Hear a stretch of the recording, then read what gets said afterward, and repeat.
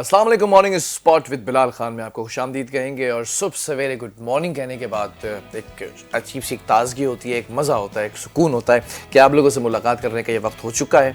और जब मुलाकात करने का वक्त होता है तो उसमें बहुत सारी चीज़ें होती हैं, बहुत सारी बातें होती हैं। सबसे पहले इस वक्त बहुत सारी हैपनिंग्स हो चुकी हैं मुल्क के अंदर, लेकिन मैं चाहूँगा कि उस प्रोटोकॉल को जो है वो रखा जाए कि पहले अच्छी बात की तरफ जाते हैं, फिर एक इंपॉर्टेंट खबर की तरफ हम फ़ौरन जाएंगे, क्योंकि इस वक्त मुल्क में एक हैजान की कैफियत है। सबसे पहले जो अच्छी बातें हैं ना, वो आपको सिखाने के लिए इसलिए होती है ताकि आपकी इस्लाह और मेरी इस्लाह हो सके। कभी कभी कहा जाता है कि दुनिया में वही लोग कामयाब होते हैं जो अपना काम कल पर नहीं छोड़ते, बल्कि आज को भरपूर इस्तेमाल करते हैं। कल पर डालने की आदत इंसान की सलाहियतों, इम्कानात को महदूद कर देती है। ऐसे लोग कभी अपने मकसद में कामयाबी हासिल नहीं कर सकते। I personally witness these things के कल के आज अगर काम है कर सकते हैं आप, टाइम है, वक्त है आपके पास, लेकिन आप किसी कल पर छोड़ देते हैं तो वो कल नहीं रहता। हर कल आज में बदल जाता है। तो जो कल करे सो आज कर, जो आज करे सो अब। जिंदगी के हर शोबे में आज के काम को टालना न सिर्फ वक्त ज़ाया करता है, आप ये सोचते हैं कि अब कल आ गई है, अब आप कल भी ये काम करें, आप सोचते हैं कि पिछले कल में मैं ये काम कर सकता था but I didn't do that, तो आपका वक्त ज़ाया होता है। और जो आप मकसद होता है ना, आपका जो गोल्स होते हैं, आप उससे हर दिन दूर होते चले जाते हैं। चाहे वो आपके मकासद को हासिल करने में रुकावट बन जाए, चाहे आपकी डीमोटिवेट हो जाए, चाहे आपकी जो विल पावर है वो ख़त्म हो जाए। ज़िंदगी के बेहतरीन मौक़े भी इसी आदत की वजह से हाथ से निकल जाते हैं। Sometimes you have the opportunity at your gate, but आपकी सुस्ती की वजह से वो आप अपॉर्चुनिटी को अवेल नहीं कर सकते। कल के रोज़ सिर्फ़ और सिर्फ गिल्ट रह जाता है और आपको सिर्फ़ और सिर्फ ये अफसोस होता है कि काश मैं ये काम कर लेता। तो वो काश ज़िंदगी से निकाल दीजिए बाहर, सुस्ती को ख़त्म कर दीजिए, उठ जाइए और उठने के बाद जो है वो आगे बढ़िए। और आज जितने भी काम सोचे हुए ना आप लोगों ने कि आज मुझे यहाँ भी जाना है, ये भी करना है, फला से मीटिंग करनी है, ये काम फ़ौरन तौर पर करना है, ये पेंडिंग काम है, इसको करना है, अपनी एक लिस्ट बनाया करें। मैं हमेशा कहता हूँ सुबह उठ के एक लिस्ट बनाएं, उसके ऊपर चेक लगाते जाएँ, टिक लगाते जाएं, ये काम हो गए। मेरी एक आदत है कि अब तो खैर डायरीज़ ख़त्म हो गई, मैं मोबाइल फ़ोन के अंदर ही अपने नोट्स बनाता हूँ कि मुझे कल ये काम करना है, और फिर मैं सुबह से उठ के उन पर चेक्स लगाता जाता हूँ। ये काम हो गया, फ़लाँ दोस्त ने ये काम बोला था, उसका ये काम हो गया, फ़लाँ के वालिद साहब हॉस्पिटल में थे, उनको जो है वो मॉनिटर कर लिया, फ़लाँ जो है वो ये काम करना था, ये काम कर लिया। रात तक जो काम रह जाते हैं उनको मैं अगले दिन की लिस्ट में डाल के फौरी तौर पे हल करने की कोशिश करता हूँ। इससे होता ये है कि कम वक्त के अंदर जब आप देखते हैं within 1 week, within 1 month आप बहुत सारे बड़े बड़े काम कर चुके हो जाए तो दूसरे लोग कई महीनों से नहीं कर रहे होते। जैसे बहुत सारे लोगों को ये होता है कि भाई ड्राइविंग लाइसेंस अपडेट कराना है, नहीं जा रहे होते। कभी ना कभी टाइम निकाल कर उन कामों को हल करें, क्योंकि कामयाबी के रास्ते पर चलने के लिए ना ज़रूरी है कि हम रोज़ाना जो डेली बेसिस के काम है ना, उन्हें बड़े इफ़ेक्टिवली मौसर अंदाज के अंदर मुकम्मल करें। जल्दी और वक्त की पाबंदी के साथ अपने मंसूबों पर अमल करें। ये आज की वो अच्छी बात है जिससे आपको और मुझे बहुत फ़ायदा होगा। मुझे तो खैर ज़िंदगी में फ़ायदा हुआ ही हुआ है, लेकिन आपको भी फ़ायदा होगा। आगे बढ़ते हैं और एक थोड़ी सी हैपनिंग हुई है, अफसोसनाक खबर है, उसको ज़रा सा डिस्कस कर लेते हैं, फिर आगे पूरे प्रोग्राम को लेकर चलेंगे। फैसलाबाद के इलाके मलिकपुर के अंदर जो है वो केमिकल फैक्ट्री के अंदर बॉयलर का ज़ोरदार धमाका सुना गया। अभी कुछ देर पहले फैक्ट्री के अंदर आग लग चुकी है और अफसोसनाक वाक़े के अंदर 16 अफराद जाँ बहक हो चुके हैं, जबकि मुतादिद जो अफराद हैं वो ज़ख्मी बताए जा रहे हैं। धमाके से फैक्ट्री के अतराफ़ के अंदर भी जो मौजूद घरों की कई छतें हैं जो गिर चुकी हैं। इस वक्त फुटेजेस आपको नज़र आ रही है स्क्रीन के ऊपर, जो मुतादिद अफराद का मलबे तले दबने का खदशा भी बताया जा रहा है। रेस्क्यू हुकाम मौजूद हैं, फुटेजेस में देखा जा सकता है, रेस्क्यू अमला है यहाँ पर मौजूद। इसी हवाले से तमाम तर तफसीलात सबसे पहले जान लेते हैं। हमारे जो खुसूसी नुमाइंदे हैं वो इस वक्त वहाँ पर मौजूद हैं। रिजवान आजिज़ फैसलाबाद की उस लोकेशन के ऊपर जाए वक़ुआ पर। रिजवान, सुबह सवेरे ये वाक़या हुआ है और रेस्क्यू का अमल इस वक्त जारी है। मैं ज़रा चाहूँगा कि फ्रॉम द बिगनिंग आप थोड़ा सा डिटेल बताएं कि ये वाक़या कब पेश आया और अब तक जो हलाकतों की तादाद है वो कितनी बताई जा रही है। ज़ख्मियों को ये भी खदशा जाहिर किया जा रहा है मलबे तले दबे हैं। What's the update? देखें जी, सबसे पहले तो ये जो हादसा है तकरीबन 5 बजे के बाद 5:15 और 5:20 के दरमियान पेश आया है और रेस्क्यू हुकाम के मुताबिक 5:28 पे जो रेस्क्यू को पहली इमरजेंसी कॉल रिसीव हुई, वो 5:28 पे रिसीव हुई। उसके बाद रेस्क्यू ने ऑपरेशन का आगाज किया। इस धमाके के बाद ये इतना जोरदार ब्लास्ट था कि इसके बाद ना सिर्फ वो फैक्ट्री है वो जमीन बोस हो गई है, बल्कि उसके साथ साथ 3 फैक्ट्रीज जो उसके इर्द गिर्द मौजूद है वो भी जमीन बोस हो गई है। और इलाके में मौजूद जो मुल्हिका इलाका है उसमें मौजूद जो घर हैं उनमें भी काफी घर जो है वो उनको ना सिर्फ नुकसान पहुंचा है, बल्कि काफी घर ऐसे हैं जो जमीन बोस हो गए हैं और उनकी छतें उड़ गई हैं। और उसके बाद काफी सारे लोग जो हैं वो जान से हाथ धो बैठे हैं। अब तक की इतलात के मुताबिक 17 अफराद जो हैं वो जाँ बहक हो चुके हैं, 17 अफराद जाँ बहक हैं और मुतअद्दिद जो हैं वो इस हादसे में जख्मी भी हुए हैं। और अभी तक रेस्क्यू ऑपरेशन जारी है और मलबे से लोगों को निकालने का सिलसिला भी जारी है और जो जख्मी और डेड बॉडीज हैं उनको अस्पताल मुंतकिल करने का सिलसिला भी जारी है। जी रिजवान, सबसे पहले तो इन्ना लिल्लाहि व इन्ना इलैहि राजिऊन, ये तादाद बढ़ती चली जा रही है। जब मैं घर से निकला था तब आप हमारे साथ कनेक्ट थे कि हमने इसके ऊपर बात करनी है, तब उस वक्त 11 लोग थे और फिर जब पहुंचा हूं तो उस वक्त 16 लोग थे और अब इस वक्त बैठकर जो है वो आपने 17 का फिगर जो है वो कोट किया है। ऑब्वियसली इस वक्त गम है और जो उनके लवाहिकीन हैं उनके दरमियान ये बताया क्या जा रहा है जो केमिकल फैक्ट्री के अंदर बॉयलर फटा है, गफलत किसकी बताई जा रही है? मैनेजमेंट होती है बाकायदे तौर पे, वो मैनेज करती है चीज़ों को, वो चेक एंड बैलेंस रखती है, क्या अमला मौजूद नहीं था? जी देखिए, सबसे पहली जो और सबसे बड़ी गफलत जो है वो डिस्ट्रिक्ट गवर्नमेंट की है, डीसी साहब हैं या बाकी जितना भी मुतलका इदारे हैं उनकी ये बहुत बड़ी गफलत है कि एक तो रिहायशी इलाके के अंदर इतनी बड़ी और इतने बड़े पैमाने पर केमिकल फैक्ट्री का कायम होना ये भी एक सवालिया निशान है। और जो डिस्ट्रिक्ट गवर्नमेंट है फैसलाबाद की, उनकी कारकर्दगी के ऊपर भी एक बहुत बड़ा सवालिया निशान है कि उनकी नाक के नीचे से इतना बड़ा हादसा हो रहा है और 17 अफराद जो हैं मासूम और इनोसेंट लोग जो हैं वो जान की बाजी हार चुके हैं। ये हादसा होने से पहले ही चाहिए था कि इनको इंस्पेक्शन जो है वो की जानी चाहिए थी। मुतलका जितना भी ये इलाका है, इस सारे इलाके की इंस्पेक्शन इस इलाके की तो होनी चाहिए, बल्कि दीगर जो पूरा जिला है, पूरा फैसलाबाद शहर है, उसके अंदर और भी मजीद रिहायशी इलाकों के अंदर केमिकल फैक्ट्रीज मौजूद हैं और खुदा ना खास्ता ऐसा ही कोई और हादसा भी मुस्तकबिल करीब में या बईद में पेश आ सकता है। और जिससे बचने के लिए डिस्ट्रिक्ट गवर्नमेंट को अभी से होश के नाखून लेने चाहिए। लेकिन हमें जो नजर आ रहा है वो अब तक तो डिस्ट्रिक्ट गवर्नमेंट जो है, इंतजामिया जो है वो ख्वाब खरगोश के मजे लेती रही है और उन्हीं की इस गफलत और नेग्लिजेंस की वजह से आज का ये हादसा पेश आया जिसमें 17 लोग जो है वो जान की बाजी हार गए। और उसके बाद हादसा होने के बाद जो मुतल्लिका इदारे हैं वो यहाँ पर पहुंचे हैं, बम डिस्पोजल स्क्वाड पहुंचा है, सिविल डिफेंस पहुंचा है और दीगर जो इदारे हैं वो भी यहाँ पर पहुंचे हैं, लेकिन तब तक बहुत देर हो चुकी थी और 17 अफराद जो हैं वो जान की बाजी हार चुके हैं। जबकि एक इंतहाई अफसोसनाक पहलू इसमें और भी है कि एक घर था, वो पूरा का पूरा घर ही जो है इसमें, मतलब पूरा खानदान जो है वो इसमें मारा जा चुका है। दो मतलब मियां बीवी और उनके 2 मासूम बच्चे जो है, एक की उम्र 4 साल और एक की 7 साल बताई जा रही है, वो भी इस हादसे में जाँ बहक हो चुके हैं। जबकि इसके बाद पुलिस और दीगर अदालत यहाँ पर पहुंची हैं और कार्रवाई का भी इंदिया दिया है इन्होंने। रिजवान, बहुत अफसोसनाक ये वाकया है, बहुत दर्दनाक ये लम्हात हैं। मुझे जरा ये अपडेट कीजिएगा, मैं आऊँगा फर्दन सवाल करूँगा आपसे, लेकिन मुझे पहले ये बताइएगा कि जिन घरों की छतें घिरी हैं, जो रिहायशी इलाका है, उनके ऑब्वियसली लवाहिकीन भी यहाँ पर आ चुके होंगे और जो ज़ख्मी हालत में हैं, अपडेट्स क्या हैं? ज़ख्मियों को जो करीबी अस्पताल है वहाँ मुंतकिल किया गया है? रेस्क्यू अमला किस तरह से काम कर रहा है? जो हमारे जवान इस वक्त वहाँ पर मौजूद हैं?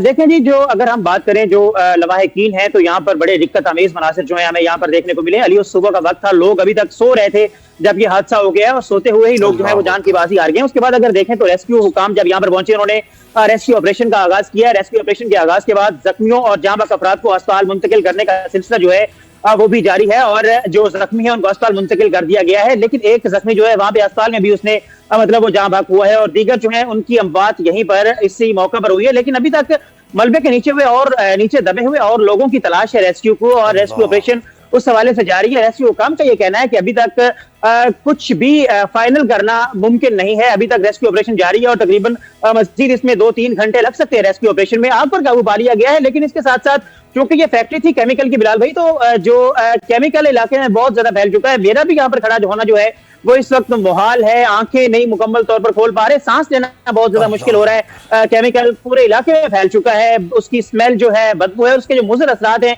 एक तरफ तो ये अमवात हुई है और दूसरी जानिब बहुत सी बीमारियां जो है वो पैदा होने का खदशा जो है वो भी पैदा हो चुका है। और इस हवाले से अब अवाम क्या कह सकती है? अवाम सिर्फ उनके आंसू हैं जो बह रहे हैं और कोई आंसू पूछने वाला, कोई मदावा करने वाला इस वक्त मौजूद नहीं है यहाँ पर। डीसी साहब सुबह के वक्त आए थे, बस चंद मिनट के लिए यहाँ पर वो खड़े हुए और उसके बाद अपनी फौज जफर मौज के साथ वापस अपने दफ्तर में जाके वहां पर जाके वो अपने स्टेटमेंट्स जो है वो जारी कर रहे हैं। रिजवान, आप एक हमारे बहुत ही बेहतरीन नुमाइंदे कि आप सुबह सवेरे इस वक्त यहाँ पर खड़े हुए हैं और तमाम रिपोर्ट्स आपके पास मौजूद हैं। मुझे ज़रा ये बताइएगा, हर आंख तो अशबार है और यहाँ पर भी दिल जो है वो मलामत कर रहा है कि सुबह सवेरे हम मॉर्निंग के अंदर बहुत अच्छी अच्छी खबरें देते हैं, लेकिन इंतहाई अफसोस के साथ मुझे कहना पड़ रहा है कि गफलत है कुछ इदारों की, गफलत है कुछ चेक एंड बैलेंस करने वाले डिपार्टमेंट्स की। उसका खमियाजा उन सोते हुए लोगों ने हमेशा की नींद की सूरत में जो है वो हासिल कर लिया है और ये खमियाजा वो लोग भुगत रहे हैं। ज़रा मुझे ये बताइएगा कि जो रेस्क्यू हुक्काम हैं उनका क्या कहना है कि कब तक ये जो मलबे से तलाश करने का अमल है मुकम्मल कर लिया जाएगा, और अभी तक जो इलाके वाले लोग हैं, जो इर्द गिर्द के लोग हैं, वो कुछ बता रहे हैं फिगर्स के इन घरों में इतने इतने लोग रहा करते थे? क्योंकि करीबी जो लोग रहते हैं उनको उमूमन पता होता है कि इस घर में 4 लोग हैं, इस घर में 5 लोग हैं। कुछ फिगर्स सामने आ रहे हैं कि अब तक कितने लोग हो सकता है जो दबे हुए हों? जी बिल्कुल, सबसे पहला जो सवाल था आपका कि रेस्क्यू हुकाम का इस हवाले से क्या कहना है, तो रेस्क्यू हुकाम का ये कहना है कि 3 से 4 घंटे अभी तक मजीद इस हवाले से वो लग सकते हैं, जबकि जो मकामी लोग हैं उनके मुताबिक अभी तक घरों में काफी सारे लोग दबे हुए हैं और जो जिनमें से अक्सर तो बात उनकी हो चुकी है, बाकी अभी दबे हुए जिनको निकालने का सिलसिला जारी है। इसके साथ साथ मेरी रेस्क्यू हुकाम के साथ साथ डिस्ट्रिक्ट गवर्नमेंट के साथ साथ पुलिस हुकाम से ये बात हुई और पुलिस हुकाम जो है वो काफी इस हवाले से स्ट्रिक्ट नजर आ रहे हैं और पुलिस हुकाम ने बहुत सख्त कार्रवाई जो है वो करने का इंदिया दिया है और जो फैक्ट्री मालिक है उसके नाम का भी पता चल चुका है। जी, लेकिन फैक्ट्री जो मालिक है उसके खिलाफ कोई पर्चा काटा गया है? तो जो इस वक्त मैनेजमेंट है उसको हिरासत में लिया गया है कि ये फैक्ट्री यहाँ पर कैसे चल रही थी? लवाहिकीन तो इस वक्त आग बगोला होंगे ना, जो अपने प्यारों को मलबे तले जो दबे प्यारे हैं उनको निकालने की कोशिशें कर रहे होंगे या जख्मियों को ले जाके अस्पताल में मौजूद होंगे उनके साथ, या जो लाशें हैं उनको दफनाने की तैयारियां कर रहे होंगे। What about the management? किसी को हिरासत में लिया गया, किसी के ऊपर पर्चा काटा? ये आपका सवाल बड़ा अहम है और इस हवाले से मैं आपको आगाह करना चाहूंगा। मेरी पुलिस ऑफिशियल के साथ बाकायदा इस हवाले से बात हुई है। उन्होंने ये कहा है कि सबसे पहले तो हम एक एफआईआर का इंदराज कर रहे हैं और एफआईआर जो है वो इंसदाद दहशतगर्दी की दफात के तहत दर्ज की जाएगी और मालिक को मतलब दहशतगर्दी के पर्चे में नामजद किया जाएगा। जब अगर गिरफ्तारियों की बात करें तो 2 गिरफ्तारियां जो है अमल में लाई जा चुकी हैं, जिनमें एक और दूसरा टेक्निकल स्टाफ का हेड है, दोनों को गिरफ्तार किया जा चुका है और दीगर की जो गिरफ्तारी है उस हवाले से तहर्रुक जो है पुलिस का वो जारी है और पुलिस सीपी फैसलाबाद साहबजादा बिलाल उमर उन्होंने वाजे अपना मौकफ भी दिया है और वाजे उनका ये ऐलान है कि इस तरह की जो ये हादसा हुआ है, इस तरह के हादसा को मुस्तकबिल में रोकने के लिए ये सख्त एक्शन जो है वो नागुज़ीर है और हर सूरत ये सख्त एक्शन जो है वो लिया जाएगा और बिलखसूस दहशतगर्दी की दफात तो वो तो लगाई जा रही है मुकदमे में, लेकिन इसके साथ साथ दीगर जो दफात में जिनमें एक्सप्लोजन की दफात शामिल होंगी, धमाके की होंगी और शहरी इलाकों में। रिजवान, जरा साथ में ये भी बताइएगा कि ये जरा हमारी इस्लाह भी कीजिएगा ना, कौम की भी इस्लाह करें और वैसे सिर्फ इनफरादी तौर पर मेरी भी इस्लाह करें कि ये जो गैर कानूनी तौर पर कमर्शियल एरियाज की जो दुकानें हैं रेजिडेंशियल इलाकों के अंदर खोली जाती हैं, इनकी मॉनिटरिंग कौन सा डिपार्टमेंट करता है? जरा शॉर्टली पहले ये बताइएगा, फिर मैं अगला सवाल आपसे करूंगा। कल या इस तरह के जो फैक्ट्रीज होती हैं जो लगाई जाती हैं उनके हवाले से हम देखें तो इस तरह के फैक्ट्रीज की जो सारा निजाम देखना होता है, चेक एंड बैलेंस होता है, वो सिविल डिफेंस और महकमा शहरी दिफा का होता है और उसके साथ साथ जो डिप्टी कमिश्नर है उनकी टीम होती है वो अपने तौर पर इसकी मॉनिटरिंग करती है और ये चीजें देखती है कि इस तरह के वाकयात जो है वो पेश ना आ सकें। जबकि इसके साथ साथ एक और बात आपको बताते चलें कि रिहायशी इलाकों में जब ऐसी फैक्ट्रीज बनाई जाती हैं तो लाजमी तौर पर कुछ लोग जो होते हैं वो रिश्वत का सहारा भी लेते हैं और ऐसे इलाकों में, रिहायशी इलाकों में इस तरह की फैक्ट्रीज नहीं होनी चाहिए। ये बिल्कुल वाज़ेह और साफ सी बात है। जी ठीक है। अच्छा, मुझे एक सवाल आखिर में ये भी बताइएगा, बड़ा इंपॉर्टेंट क्वेश्चन है। आपने कहा कि पर्चा काटने के लिए तैयारियां कर ली गई हैं, इंसदाद दहशतगर्दी की दफात लगाने की तैयारियां की जा रही हैं। रिजवान, ये बताएं कि पर्चा काटने में किसी सरकारी अहदेदार का नाम भी शामिल किया जाएगा? पर्चा काटने के अंदर जिनकी गफलत हुई है, जिनकी वजह से जिनको तनख्वाह दी जाती थी, लाखों रुपए तनख्वाह दी जाती है, प्रोटोकॉल दिया जाता है, गाड़ियां दी जाती हैं, उन लोगों में से किसी को शामिल किया गया है कि इनकी गफलत भी हुई थी तो इनका नाम भी यहाँ पे शामिल होकर शामिल तफ्तीश? देखिए बिलाल भाई, ये बात मैं आपको पहले ही बता चुका हूँ कि यहाँ पर जो सबसे बड़े जिम्मेदार हैं जिले के हवाले से डिप्टी कमिश्नर हैं। तो डिप्टी कमिश्नर साहब यहाँ पर चंद मिनट्स के लिए आए और उसके बाद वापस चले गए। तो आप इससे अंदाजा लगा लें कि उनको किस हद तक इनका अफसोस है और किस हद तक वो इन लोगों के साथ खड़े हुए हैं। वो तो अपनी ड्यूटी जो है वो भी सही तरह से अंजाम देने से कासिर हैं, तो उनके खिलाफ वो अपने खिलाफ कैसे अपने मुकदमात को इंदराज करेंगे। और अगर ऐसा कोई होगा, ऐसी कोई चीज होगी तो इस गंगा पे सबने अपने हाथ पैर, बल्कि मैं कहूंगा कि पूरे के पूरे नहाए हुए इस बहती हुई गंगा में लोगों ने पैसे खाए हुए हैं। महकमा जात जो है, जो आला अफसरान हैं उन्होंने पैसे खाए हुए हैं, वरना इस तरह रिहायशी इलाकों में जब आप ये चीज वाज़ेह है कि रिहायशी इलाकों में केमिकल या इस तरह की जो मवाद होता है, आतिशगीर मवाद होता है, इस तरह की चीजों की फैक्ट्रीज बनाना या इस तरह का कोई डिपो बनाना भी जो है वो पॉसिबल नहीं है कानून के मुताबिक। तो आप गैस सिलेंडर की दुकान नहीं बना सकते रिहायशी इलाकों के अंदर, पेट्रोल खुला नहीं रख सकते। तो ऐसी सूरत में आपने इतने बड़े रिहायशी इलाके के अंदर, गंजानाबाद इलाके के अंदर इतनी बड़ी केमिकल की फैक्ट्री जो है उसे कैसे बनने दिया? और उसके बाद आपके दाईं जानिब जो है वो यहाँ पर सीडीपी मौजूद है और दूसरी तरफ जरा रिजवान को भी स्क्रीन पर लें, और दूसरी जानिब जो है रेस्क्यू अमला भी मौजूद है। मैं जरा चाहूंगा जरा उस रेस्क्यू अमले के पास जाकर पूरी कौम से बात करवाइएगा कि इस वक्त मामलात अंडर कंट्रोल हैं या आउट ऑफ कंट्रोल हैं इस वक्त। नहीं, इस वक्त मामला जो है वो अल्हम्दुलिल्लाह यहाँ पर फैसलाबाद में मुकम्मल तौर पर इस वाकये के बाद इंसिडेंट अफसोसनाक था वो तो हो गया, लेकिन अभी जो हालात हैं वो मुकम्मल तौर पर अंडर कंट्रोल हैं और रेस्क्यू ऑपरेशन जारी है। डेड बॉडीज को निकाल लिया गया, 17 लोगों को मतलब निकाल लिया गया और बाकी की तलाश जो है वो जारी है। और अभी इनका ये कहना है, रेस्क्यू हुकाम का और जो दीगर यहाँ पे स्टाफ मौजूद उनका ये कहना है कि बहुत जल्द इंशाल्लाह 3 से 4 घंटे में ये ऑपरेशन मुकम्मल कर लिया जाएगा। खासतौर पर जो फैक्ट्री का एरिया है वहां पर कूलिंग का अमल जो है वो भी इस वक्त जारी है। ठीक है रिजवान, बहुत शुक्रिया इस हवाले से अपडेट करने के लिए। रिजवान आज हमारे साथ मौजूद थे और फैसलाबाद के अंदर ये अफसोसनाक वाकया सुबह सवेरे पेश आया है कि केमिकल फैक्ट्री है, रेजिडेंशियल इलाके के अंदर ये फैक्ट्री मौजूद है। कैसे मौजूद है? 17 लोग जान की बाजी हार गए और खुद से नहीं हारे हैं बल्कि गफलत है, कुछ डिपार्टमेंट्स की गफलत है, कुछ ऐसे लोगों की जो सिर्फ कमाने के गर्ज से उन इलाकों के अंदर जहां पर मासूम बच्चे हैं, बूढ़े हैं, बच्चे औरतें हैं, वो इस वक्त सुबह सवेरे सो रहे हैं, नींद नोश फरमा रहे हैं, लेकिन उसके बाद हम ये देखते हैं कि वो जिंदगी भर मौत की नींद सुला दिए जाते हैं ना। जिंदगी भर इसलिए कहा कि वो अब हमेशा अब आप ये देखेंगे मौत की नींद ही सो रहे हैं। और गफलत किसकी है? सिर्फ इदारों की है। गफलत किसकी है? इस वक्त जो डिपार्टमेंट्स हैं वो सिर्फ मजम्मत करेंगे, वो चेक एंड बैलेंस करेंगे, पूरी लहर चलाई जाएगी फैसलाबाद के अंदर। जितनी LPG सिलेंडर्स हैं, जितनी CNG शॉप्स हैं, जितने जो है वो आपके इस वक्त केमिकल फैक्ट्रीज हैं, जितनी पटाखों की बारूदी फैक्ट्रीज हैं, उन पर क्रैकडाउन होगा। लेकिन खुदारा ये क्रैकडाउन के साथ साथ जो पर्चा काटा गया है ना उस मालिक के और उस स्टाफ के ऊपर, उनको भी शामिल तफ्तीश करें, उन ऑफिसर्स को कि जिनकी ये जिम्मेदारी थी। बहरहाल आगे बढ़ जाते हैं और कुछ और खबरों को शामिल करते हैं। बहुत हलचल मच रही है और ये हलचल इस वक्त पीपल्स पार्टी मचा रही है। पीपल्स पार्टी के बारे में मैंने आपको हमेशा कहा था कि जब 27वीं अमेंडमेंट आ रही थी तो इससे पहले बहुत कुछ बिहाइंड द कर्टन्स डील्स हो चुकी हैं, लेकिन उसके जो कॉन्सिक्वेंसेस थे वो अब आना शुरू हो गए। जमीयत उलमा इस्लाम और नेशनल पार्टी के 11 रहनुमाओं ने पीपल्स पार्टी के अंदर शमूलियत तैयार कर ली है। वज़ीर आला बलोचिस्तान से पीपल्स पार्टी के रहनुमा आगा शकील अहमद दुरानी की क़यादत में खुजदार से ताल्लुक़ रखने वाले कबाइली जो अमायदीन है ना उसने मुलाकात की है।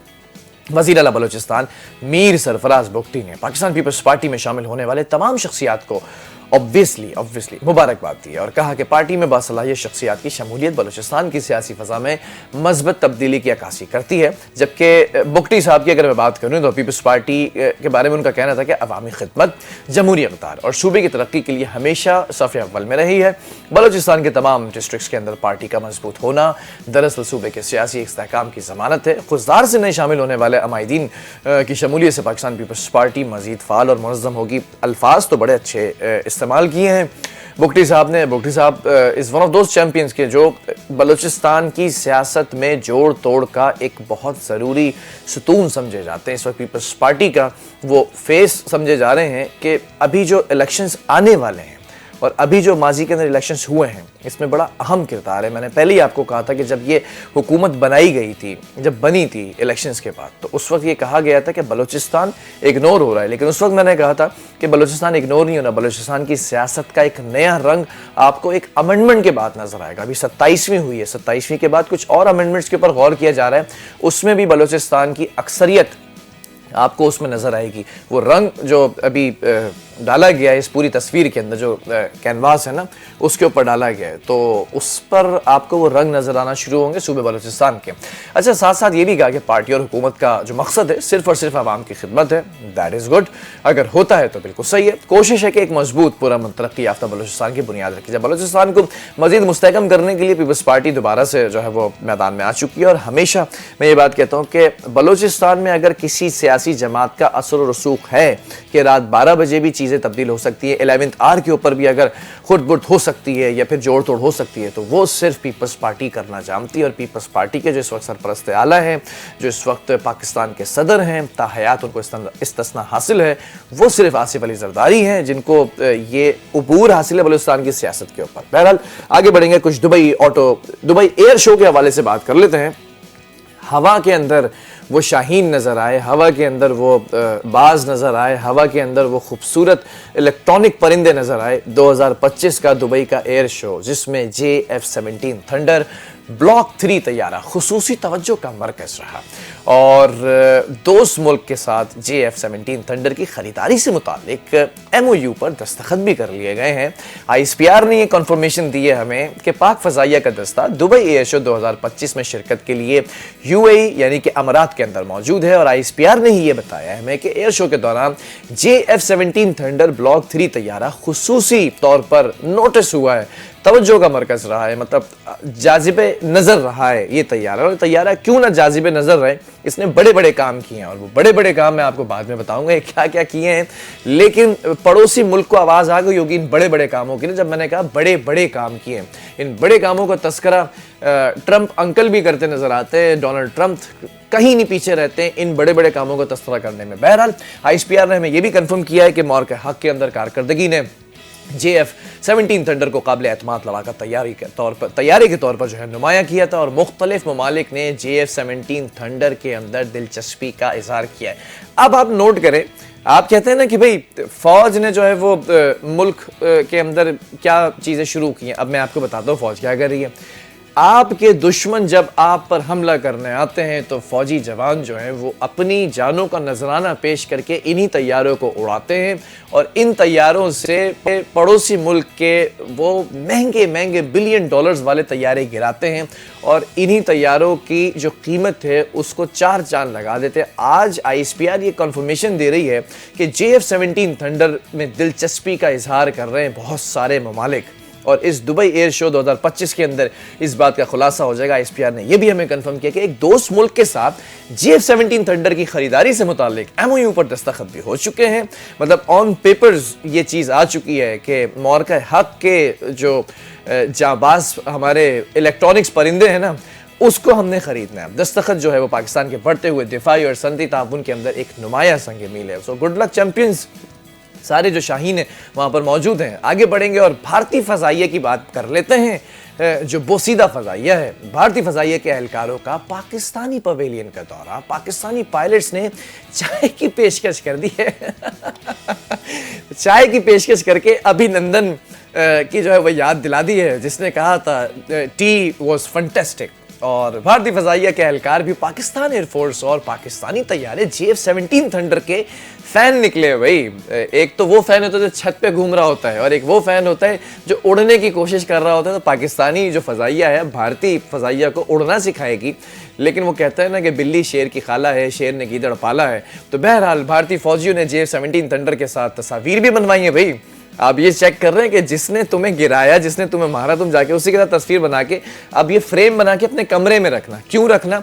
कि जब तुम्हारे आबा व अजदाद को या बड़े बूढ़ों को ये ख्याल आए कि अब हमने हमला करना है पाकिस्तान पे, तो तुम कमरे में लगी अपनी तस्वीर देखना JF-17 थंडर के साथ और खामोशी से चादर ओढ़ के दोबारा से करवट लेकर सो जाना। बहरहाल दुबई एयर शो की अगर बात करें, मैं बहुत आगे निकल जाता हूँ ना, क्या करें, पाकिस्तान से मोहब्बत इतनी है कि जब तस्करा होता है इस तरह की चीज़ों का तो फिर बेसाख्ता तौर पर यहाँ से निकलता है विदाउट फिल्टर।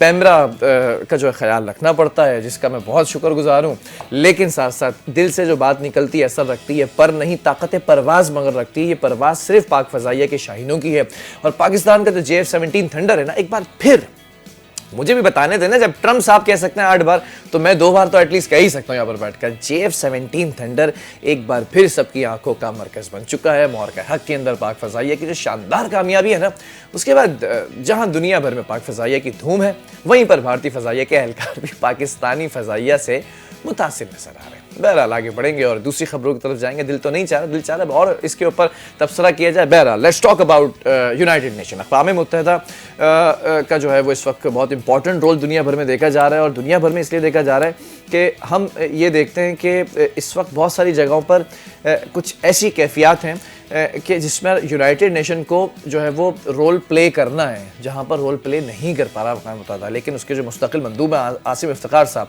उन्होंने पाकिस्तान डायलॉग और सफारतकारी के ज़रिए तनाज़ात के हल का जो है वो एक सोल्यूशन दिया है। जबकि पाकिस्तानी मंदूब ने यह भी कहा कि रूस और यूक्रेन जंग के खित्ते पर गहरे असरात मरतब हो रहे हैं, तनाज़ात के हल के लिए बातचीत का रास्ता इख्तियार किया। जो पाकिस्तान इस वक्त फैसिलिटेशन का, मीडिएशन का किरदार अदा कर रहा है।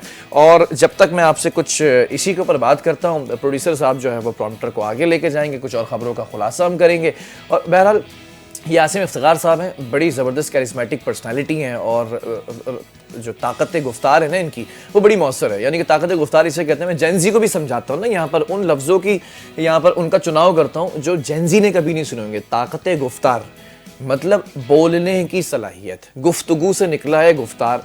तो गुफ्तार का मतलब है आप जो बोलते हैं, जो आपकी सलाहियत होती है बात करने की, when you talk, when you speak, तो आप जो है वो उसको गुफ्तार कहते हैं। ताकत गुफ्तार है इनकी। जो पाकिस्तान के मंदूब है ना यूनाइटेड नेशन के अंदर, अमेजिंग। इससे पहले मलिया लोधी साहिबा थी, उससे पहले एक और खातून थी।